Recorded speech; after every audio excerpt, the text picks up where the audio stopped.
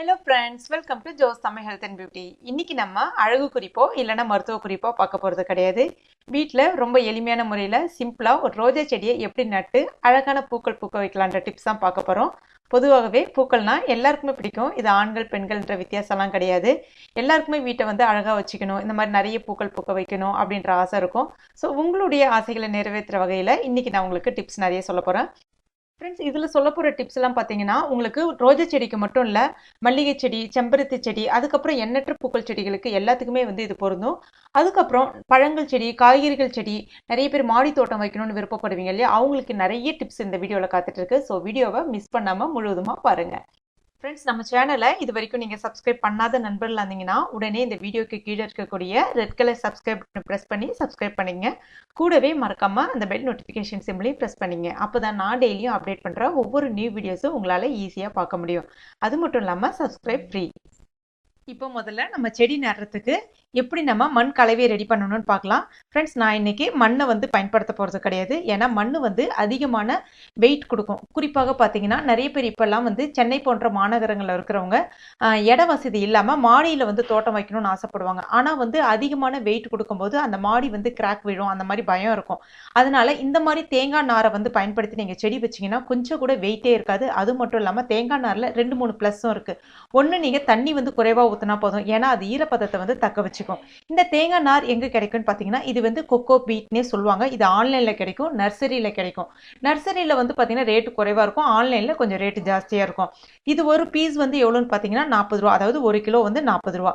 5 kilo வாங்க போனீங்க அப்படின்னா பெருசாக கிடைக்கும், அது வந்து 180 ரூபா இல்லைன்னா 160 ரூபா அந்த ரேட்டுக்குள்ளே கிடைக்கும் உங்களுக்கு. இது எல்லா விதமான நர்சரிலையுமே இப்போ ஈஸியாக உங்களுக்கு கிடைக்கும். இதை இப்போ எப்படி பயன்படுத்தணும்னு பார்க்கலாம். நான் இன்னைக்கு 1 கிலோ அளவுக்கு கோகோபீட் எடுத்திருக்கேன், அதாவது தேங்காய் நார். இதை நம்ம ஒரு டப்பில் வந்து ஒரு 3 லிட்டர் போல் தண்ணி எடுத்திருக்கேன். அதில் வந்து நம்ம ஊற வச்சிடலாம். கரெக்டாக உங்களுக்கு ஊறி வர்றதுக்கு 30லேருந்து 40 நிமிஷம் எடுத்துக்கும். இப்போ இது வந்து ஊறிடுச்சு. சப்போஸ் உங்களுக்கு தண்ணி அதிகமாக இருக்கிற மாதிரி இருந்துச்சுன்னா அந்த தண்ணியை வடிகட்டிட்டு வேறு ஏதாவது செடி வச்சுருந்தீங்கன்னா அந்த செடியில் வந்து சேர்த்துக்கலாம். இப்போ ஊறினதுக்கப்புறம் பார்த்தீங்கன்னா இந்த மாதிரி தான் நல்லா உதிரி உதிரியாக வரும். அதுக்கு அடுத்ததாக இதில் நம்ம ஈக்குவல் அளவுகளில் மண்புழு உரம் சேர்க்கணும். மண்புழு உரம் வந்து உங்களுக்கு நர்சரிலையும் கிடைக்கும், ஆன்லைன்லையும் கிடைக்கும். ஆன்லைனில் ரேட் ரொம்ப ஜாஸ்தி, நர்சரியில் ஓரளவுக்கு பரவாயில்லன்னு சொல்லலாம். ஆனால் வந்து நிறைய வந்து திடக்கழிவு மேலாண்மைன்னு சொல்லிட்டு ஊருக்கு ஊராட்சி ஒன்றியங்களில் இருக்குது. அங்கே போய் கேட்டிங்கன்னா உங்களுக்கு ஈஸியாக கிடைக்கும். 10 ரூபா அந்த மாதிரி தான் வரும். நிறைய சந்தைகள்லையும் இப்போலாம் கிடைக்குது. ஃபார் எக்ஸாம்பிள் பார்த்தீங்கன்னா சென்னை போன்ற பல்லாவரம் என்ற இடத்துல வந்து நிறைய இடத்துல கிடைக்குதுன்னு கேள்விப்பட்டிருக்கேன். இப்போ இது ரெடி ஆகிடுச்சு. இது நீங்கள் அப் டு ஒரு 3லேருந்து 4 தொட்டி, மீடியம் சைஸ் தொட்டி வந்து செடி நடலாம். சப்போஸ் மீந்து போயிடுச்சு அப்படின்னா கூட நீங்கள் இதை வந்து காய வச்சுட்டு ஒரு கவரில் கட்டி ரெடி பண்ணி வச்சுக்கலாம். எப்போல்லாம் தேவைப்படுதோ அப்போ நீங்கள் எடுத்து வந்து இதை பயன்படுத்திக்கலாம். இப்போ எப்படி செடி நடணும்னு பார்க்கலாம். நான் இன்றைக்கி நிறைய செடி வாங்கி வந்திருக்கேன்.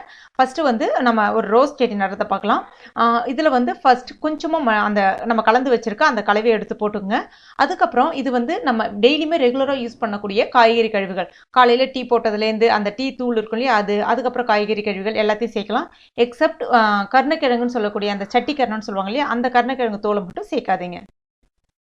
கொஞ்சமாக சேர்த்துங்க, நிறைய சேர்க்க வேண்டாம். அதுக்கப்புறம் அது மேலே மறுபடியும் கொஞ்சமாக மண்ணை தூவிக்குங்க.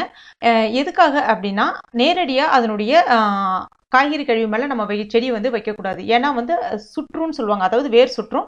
அதனால் மேலே மறுபடியும் இந்த மாதிரி கொஞ்சமாக தூவிட்டு இந்த மாதிரி ரெடி பண்ணிங்க. இப்போ நான் வந்து ரோஸ் செடி வாங்கி வந்திருக்கேன். ரோஸ் செடி வாங்கும்போது நிறைய விஷயங்களை நீங்கள் வந்து கவனிக்கணும். முதல்ல வந்து ரோஸ் செடியில் 5 இலைகள் கொண்ட செடிகள் இருக்கான்னு வந்து பார்த்து வாங்குங்க. எதுக்காகனா 5 இலைகள் கொண்ட செடிகள் தான் நிறைய பூக்கள் பூக்கும். இதுவே வந்து 7 இலைகள் கொண்ட செடிகள், 3 இலைகள் கொண்ட செடிகள்னு இருக்குது. இது ரெண்டுமே 3 இலைகள் கொண்ட செடிகள் வந்து பூக்கும், பட் நிறைய மொட்டுகள் வைக்காது.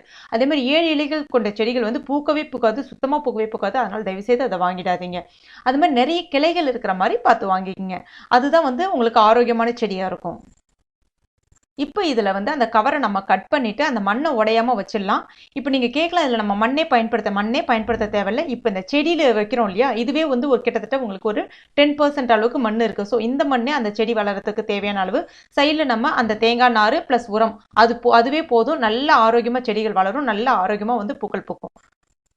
ஆனால் எக்கார்ந்து கொண்டு அந்த மண் உடஞ்சிடாமல் அழகாக கவரை பிரிச்சுட்டு கட் பண்ணிவிட்டு வச்சுட்டு மேலே வந்து நம்ம இந்த மாதிரி இன்னும் கொஞ்சம் எக்ஸ்ட்ராவாக அந்த இதெல்லாமே சேர்த்துக்கலாம். அதுக்கு அடுத்து தான் தண்ணி வந்து தெளிச்சு விட்டுலாம். சும்மா ஒரே ஒரு மக்கு அளவுக்கு மட்டும் தண்ணி தெளிச்சு விட்டுக்குங்க. தெளிச்சுட்டு 2 நாளைக்கு ஒரு ட்ரிப்பு இல்லைன்னா ஆல்டர்னேட்டிவாக ஒரு நாளைக்கு ஒரு ட்ரிப் வந்து தண்ணி தெளிச்சு விடுங்க. கிட்டத்தட்ட பார்த்தீங்கன்னா ரோஜா செடி வந்து மேக்ஸிமம் 1 மணி வரைக்கும் வெயிலில் படுற மாதிரி வைங்க. அதாவது உச்சி வெயிலுக்கு அப்புறம் படுற இடத்துல வந்து ரோஜா செடி வச்சிங்கன்னா அதிகமான பூக்கள் பூக்காது. இதெல்லாமே ஒரு டிப்ஸு, கொஞ்சம் கவனத்தில் வச்சுக்கோங்க.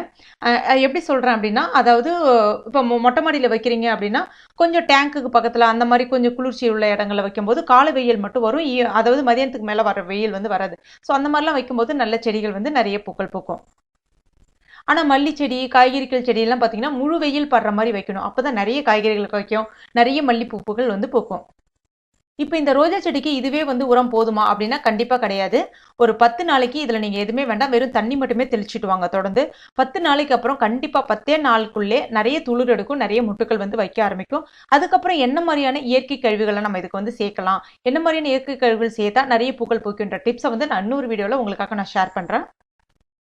இதே மெத்தடை நீங்கள் மல்லிகை செடி எல்லா செடிக்குமே வந்து ஃபாலோ பண்ணலாம். அப்படி தான் நான் எல்லா செடியுமே எங்கள் வீட்டில் வச்சுருக்கேன்.